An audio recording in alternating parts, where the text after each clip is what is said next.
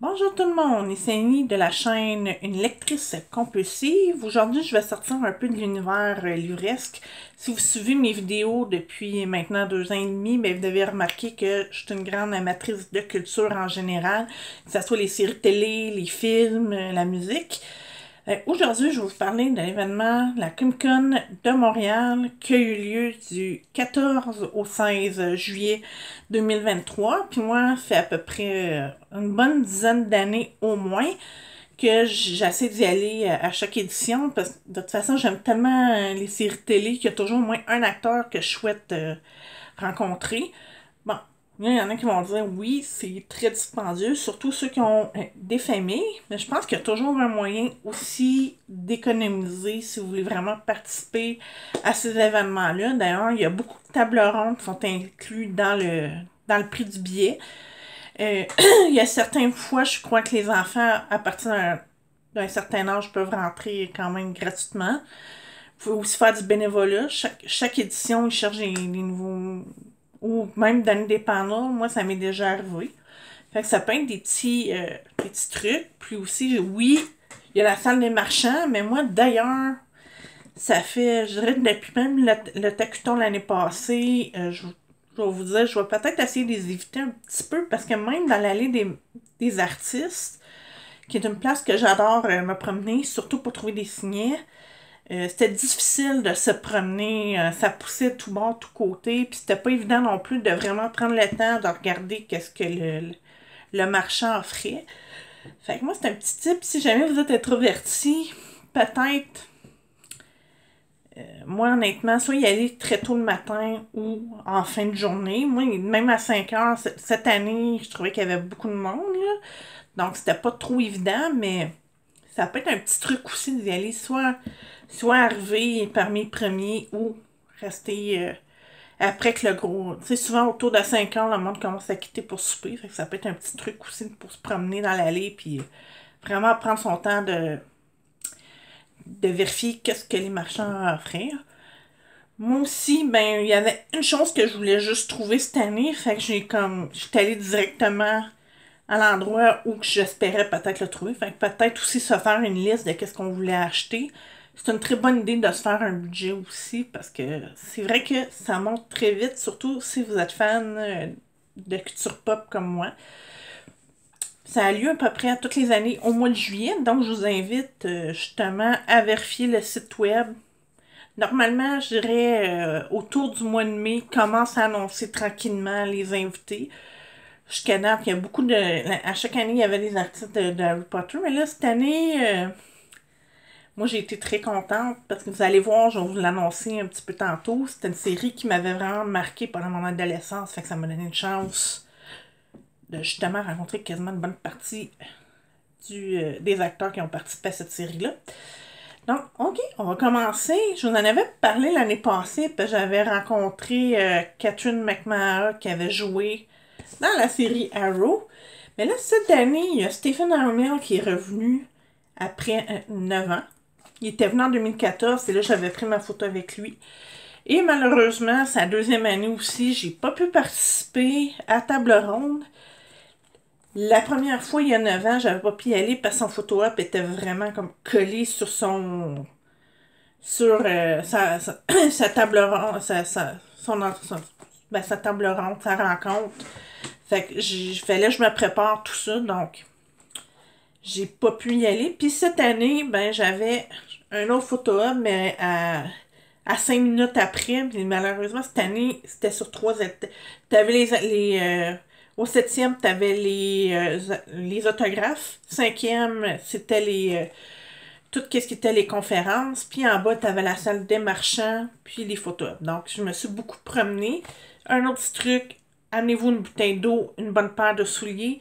Ceux qui se promènent en cosplay, qui ont des talons hauts, vraiment, je vous admire parce que c'était pas évident cette année, mais en même temps, ça fait faire de l'exercice.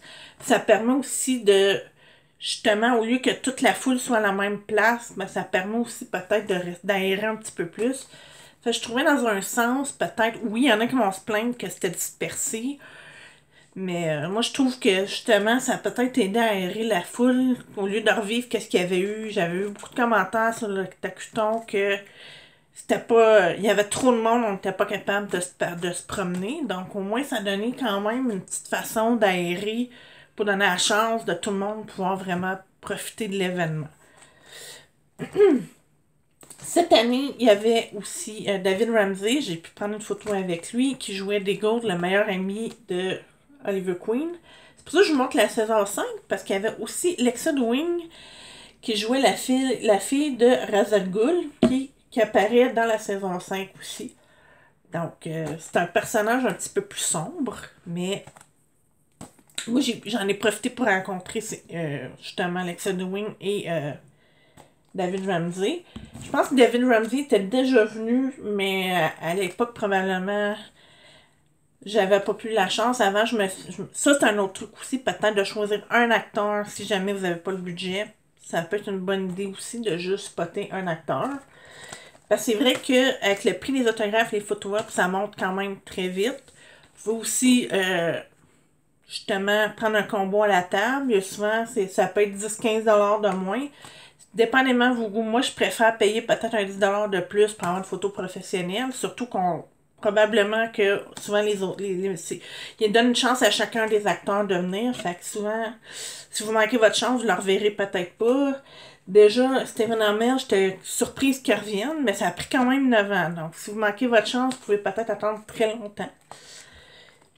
Puis, bon, là, on le sait, il y a aussi la grève des acteurs. On le sait pas, comme là, il y a Ottawa qui s'en vient prochainement. Je suis curieuse de voir qu'est-ce qui va arriver. Ça n'a pas touché ça n'a pas touché la Comic-Con de Montréal, mais je vais vous en parler un petit peu plus tard, juste que je vais vous parler de la conférence que j'ai assistée. Justement, la deuxième, c'est une série qui m'a vraiment marqué. C'est Smallville. Je vous montre la 7e saison parce que tous les acteurs qui étaient dans saison 7, ils étaient là. Il y avait Laura Vanderwood, il y avait aussi l'acteur qui jouait Clark Kent, il y avait Erika Durance qui joue Lois Lane, il y avait aussi Kristen Kirk qui a joué Lana Lang qui est aussi dans saison 7. On avait aussi Michael Rosenbaum qui joue Lex Luthor, qui est pour avoir vu les films, aussi l'acteur qui joue... il y a aussi Lex qui est dans la série Supergirl, ben vraiment... Michael, c'est mon vilain préféré. C'est vraiment mon Lex préféré, je dirais. Puis on avait aussi John Clover qui a joué le père de Lex Luthor, Lionel Luthor. Fait que ça a été justement... J'ai pu assister... la seule conférence que j'ai eu la chance d'assister, c'était celle-là. Fait que j'ai pu voir tous les acteurs d'un seul coup. C'était vraiment le fun. Mais on pouvait pas mentionner Smallville. Et les acteurs ne pouvaient pas non plus mentionner sur les projets qu'ils travaillaient ou qu'est-ce qui s'en venait à l'avenir. Fait que c'est pour ça que je me dis, je sais pas si ça va toucher la Comic-Con d'Ottawa. J'espère pas, je croise les doigts, mais il y avait les scénaristes qui étaient en grève depuis 6 mois, donc je suis très curieuse de voir comment ça va se dérouler, mais je trouve ça dommage parce qu'on sait que si vous écrivez moi je le sais que c'est quand même beaucoup de travail. Même les acteurs, il faut apprendre les textes, faut essayer d'avoir les scènes le plus rapidement possible pour éviter de faire perdre de l'argent en production. Donc, c'est énormément de travail. Fait que j'espère vraiment qu'ils vont quand même bien s'en sortir. T'sais. Même s'il y en a beaucoup qu'on dirait qu'on a la tendance à penser que l'art, ça devrait être gratuit. Ceux qui disent ça, ils n'ont pas une idée du nombre de travail qu'il y a en arrière de ça. Donc, je croise les doigts que ça va bien se terminer. Là, justement, en continuant de parler de Smallville, moi je n'avais rencontré 4. J'ai rencontré Erika qui jouait Lois Lane, Kristen Kirk Lana. J'ai aussi Michael Rosenbaum et... c'était les 3 que j'ai eu la chance d'aller voir, que j'avais pas rencontré avant, parce que la Ross, c'était sa 3e convention. Tu sais, qui jouait le Cara Kent, mais je l'avais déjà rencontré parce que c'était sa 3e convention. Puis Clark Kent aussi, je l'avais déjà rencontré quand il est venu à Ottawa. Ça aussi, c'est un autre truc, comme souvent, ben si j'ai déjà ma photo ou mon autographe, ben je vais pouvoir donner la chance à un autre acteur que j'ai pas eu la chance d'aller rencontrer. Et voilà, et ça va me permettre de vous parler de nouvelle série. Ben, ça fait longtemps qu'elle est sortie, mais moi, je pognais souvent des épisodes qui jouent encore à la télévision. C'est Beauty and the Beast, que Kristen Kirk joue dedans. D'ailleurs, vraiment, je pense que j'aime beaucoup, pas mal, toutes les séries qu'elle joue dedans. Donc, je vous conseille vraiment de la suivre. C'est une actrice qui est vraiment fabuleuse. Moi, je la connaissais, j'ai commencé à la suivre depuis Edgemont. Fait que ceux qui écoutaient Vrac TV dans le temps, ça va vous rappeler des souvenirs. Puis là, ben là, après ça, je pense qu'elle a comme justement quitté Edgemont pour aller dans Smallville. Puis depuis ce temps-là, je jette un petit coup d'œil aux séries dans lesquelles qu'elle joue. Puis aussi, ben, je vous invite à la suivre sur Instagram parce qu'elle parle de livres aussi. Fait que ça, c'est toujours plaisant. Un petit peu comme Emma qui joue Hermione, ben, des fois, il présentait des livres qu'il lisait. Donc, ça peut être intéressant aussi. Peut-être pour découvrir d'autres livres du côté anglophone si vous voulez découvrir, faire des nouvelles découvertes. Donc, je vous invite à la suivre sur Instagram pour en savoir un peu plus. Et le deuxième autographe que j'ai eu, parce que oui, j'ai été quand même assez tranquille parce que j'ai plus dépensé pour les photos. Donc, pour les autographes, j'ai dit je vais en profiter. Justement, j'aimais beaucoup Kristen Kirk et Erica Durance. Que j'ai pris la magnifique autographe. J'ai demandé qu'elle marque que Should Be Writing parce que Lois Lane, c'est vraiment une de mes inspirations pour l'écriture. Oui, tu sais, dans la série Smallville, il riait beaucoup qu'elle faisait beaucoup de fautes, mais c'était aussi mon cas au cégep. Mais avec le temps, je me suis trouvé quelques petits trucs justement pour améliorer mon français. Puis, tu sais, à force d'écrire, on finit par développer des petits trucs. Puis, mais vraiment, comme ça, je vais pouvoir je vais pouvoir la regarder chaque fois que j'ai un petit down, parce que je suis quasiment sur le bout de finir mon roman. Fait que je me suis dit, ben peut-être un petit peu de motivation, justement, pour finaliser tout. T'sais. Je veux dire, je suis rendue déjà au chapitre 22. La fin est déjà écrite, il me reste juste quelques relectures à faire. Une fois que je vais avoir tout publié sur Wattpad, je vais pouvoir juste faire quelques relectures avant de l'envoyer dans une maison d'édition. Puis d'ailleurs, je vous invite à jeter un petit coup d'œil. Je suis toujours, les commentaires sont toujours bienvenus. Et je vais terminer cette vidéo en vous présentant. C'était celui l'achat que je voulais absolument faire. Justement, comme je disais, c'était une de mes inspirations, même si c'est un personnage fictif. J'ai réussi à trouver la pop de Lois Lane. Elle était plus chère que je pensais. D'ailleurs, ça marquait votre est dans la vôtre. Fait que ça veut dire que les magasins ne doivent plus la vendre. Mais j'avais réussi à la trouver dans salle des marchands. C'était ça mon but. Puis il y a aussi Iris West, qui est comme mon autre personnage dans Flash, que j'aime beaucoup, que j'admire beaucoup dans les personnages fictifs des super-héros. Voilà. Donc, comme je disais, c'est...